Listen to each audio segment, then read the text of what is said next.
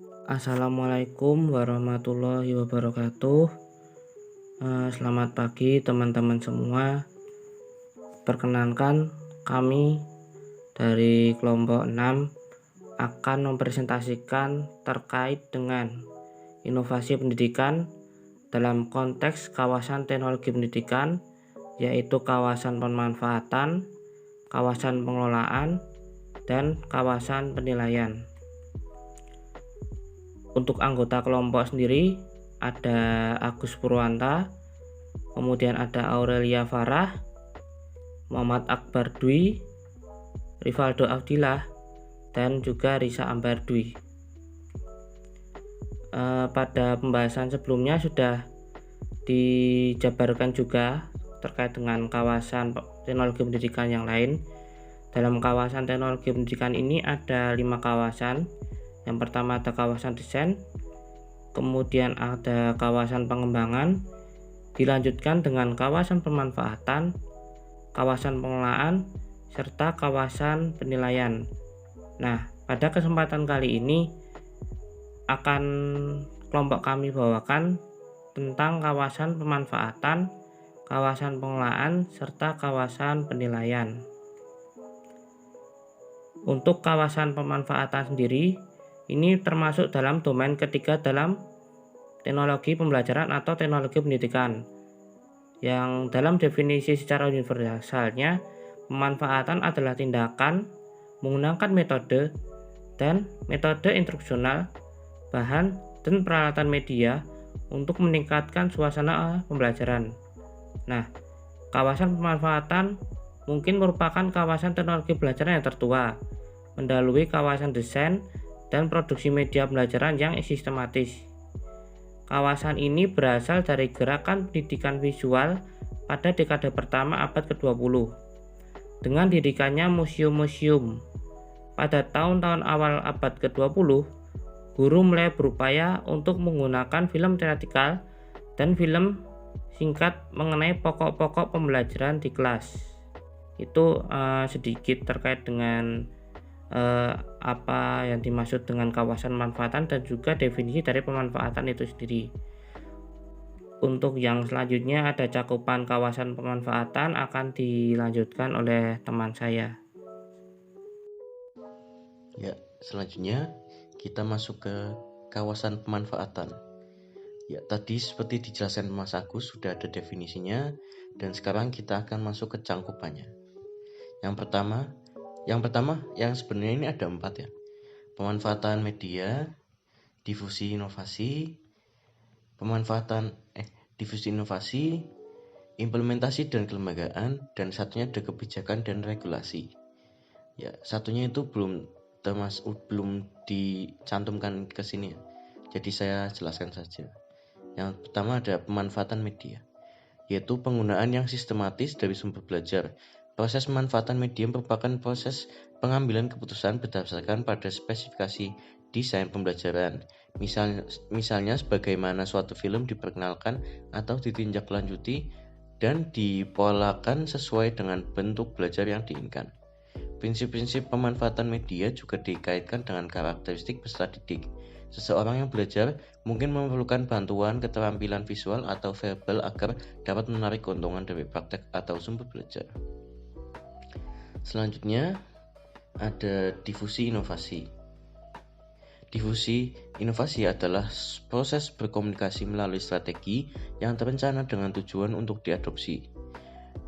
Tujuan akhir yang ingin dicapai ialah untuk terjadinya perubahan. Selama bertahun-tahun, kawasan pemanfaatan dipusatkan pada aktivitas guru dan ahli media yang membantu guru. Model dan teori pemanfaatan dalam kawasan pemanfaatan cenderung terpusat pada perspektif pengguna atau user. Akan tetapi, dengan diperkenalkannya konsep difusi inovasi pada akhir tahun 1960-an yang mengacu pada proses komunikasi dan melibatkan pengguna dalam mempermudah proses adopsi gagasan, perhatian kemudian berpaling ke perspektif penyelenggara. Selanjutnya ada implementasi dan kelembagaan. Implementasi dan kelembagaan yaitu penggunaan bahan dan strategi pembelajaran dalam keadaan yang sesungguhnya atau bukan tersimulasikan. Sedangkan institusionalisasi atau kelembagaan, penggunaan yang rutin dan pelestarian dan inovasi pembelajaran dalam suatu struktur atau budaya organisasi. Begitu produk inovasi telah diadopsi, proses implementasi dan pemanfaatan dimulai. Untuk menilai pemanfaatan harus ada implementasi. Bidang implementasi dan kelembagaan yang didasarkan pada penelitian belum berkembang sebaik bidang-bidang yang lain. Tujuan dan implementasi kelembagaan berkembang adalah menjamin penggunaan yang benar oleh individu dalam organisasi. Sedangkan tujuan dan kelembagaan adalah untuk mengintegrasikan inovasi dalam struktur kehidupan organisasi. Keduanya tergantung pada perubahan individu maupun organisasi. Selanjutnya yang terakhir ada kebijakan dan regulasi. Kebijakan dan regulasi adalah aturan dan tindakan dari tindakan dan masyarakat yang mempengaruhi penyebaran atau difusi dan pemanfaatan teknologi pembelajaran. Kebijakan dan peraturan pemerintah mempengaruhi pemanfaatan teknologi. Kebijakan dan regulasi biasanya dihambat oleh permasalahan etika dan ekonomi. Misalnya, hukum hak cipta yang dikenakan pada pengguna teknologi, baik untuk teknologi cetak, teknologi audiovisual, teknologi berbasis komputer, maupun teknologi terpadu atau multimedia. Demikian kawasan cakupan pemanfaatannya. Selanjutnya bisa dilanjutkan oleh teman saya. Terima kasih. Baik, selanjutnya kawasan pengelolaan. Jadi kawasan pengelolaan ini meliputi pengendalian teknologi pembelajaran melalui perencanaan, pengkoordinasian, dan supervisi menurut Sills and Ritchie pada tahun 2000. Kawasan pengelolaan ini bermula dari administrasi pusat media, program media, dan pelayanan pemanfaatan media, pembauran perpustakaan dengan program media membuahkan pusat dan ahli media sekolah. Kemudian untuk cakupan kawasan pengelolaan ini terbagi menjadi 4, yakni pengelolaan proyek, pengelolaan sistem penyampaian, pengelolaan sumber, dan pengelolaan informasi. Untuk pengelolaan proyek ini meliputi perencanaan, monitoring, dan pengendalian proyek, desain, dan pengembangan. Selanjutnya pengelolaan sistem penyampaian. Di sini meliputi cara bagaimana distribusi bahan pembelajaran diorganisasikan. Kemudian yang ketiga, pengelolaan sumber. Nah, pengelolaan sumber mencakup perencanaan, pemantauan, dan pengendalian sistem pendukung dan pelayanan sumber. Yang terakhir, pengelolaan informasi. Di sini meliputi perencanaan, monitoring, dan pengendalian proyek, desain, dan pengembangan.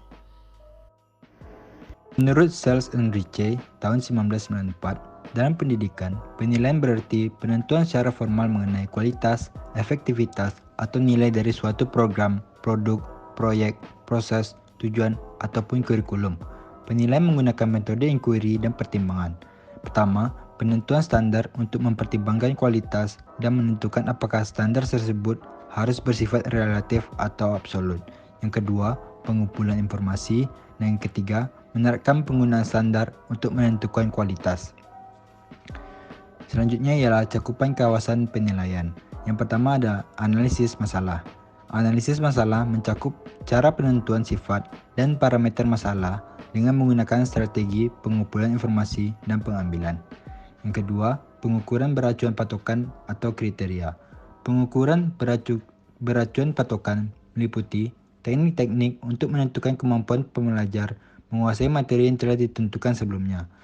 PAP atau disebut juga acuan isi, acuan tujuan, atau acuan kawasan. Yang ketiga, penilaian formatif. Penilaian ini dilaksanakan untuk keperluan staf dalam lembaga program dan biasanya tetap bersifat intern. Akan tetapi, penilaian ini dapat dilaksanakan oleh evaluator dalam ataupun luar, atau lebih baik lagi kombinasi ataupun gabungan. Yang keempat, penilaian sumatif. Penilaian sumatif dilaksanakan setelah selesai dan bagi kepentingan pihak luar atau para pengambil keputusan, walaupun hal tersebut dapat dilaksanakan oleh evaluator dalam ataupun evaluator gabungan. Nah, yang terakhir, penerapan inovasi pendidikan dalam kawasan pemanfaatan, pengelolaan, dan penilaian menurut bidang teknologi pendidikan. Yang pertama, pemanfaatan media video dalam kegiatan pembelajaran. Manfaat dari penggunaan media video pembelajaran pembelajar akan memperoleh informasi dalam lingkup yang lebih luas dan mendalam sehingga meningkatkan wawasannya, terutama dalam hal pengembangan kompetensi, kreativitas, kendali diri, konsistensi, dan komitmennya baik terhadap diri sendiri maupun terhadap pihak lain. Yang kedua, pemanfaatan komputer dan jaringan internet dalam kegiatan pembelajaran. Kemajuan teknologi dalam tiga dasawarsa ini telah menampakkan pengaruhnya pada semua kehidupan individu, masyarakat, dan negara. Kehadiran iptek di negara-negara maju sudah lama dirasakan pengaruhnya, karena pada negara-negara tersebutlah kemajuan itu mula-mula dicapai. Sekian dari kelompok kami, terima kasih, mohon maaf apabila ada kesalahan. Assalamualaikum warahmatullahi wabarakatuh.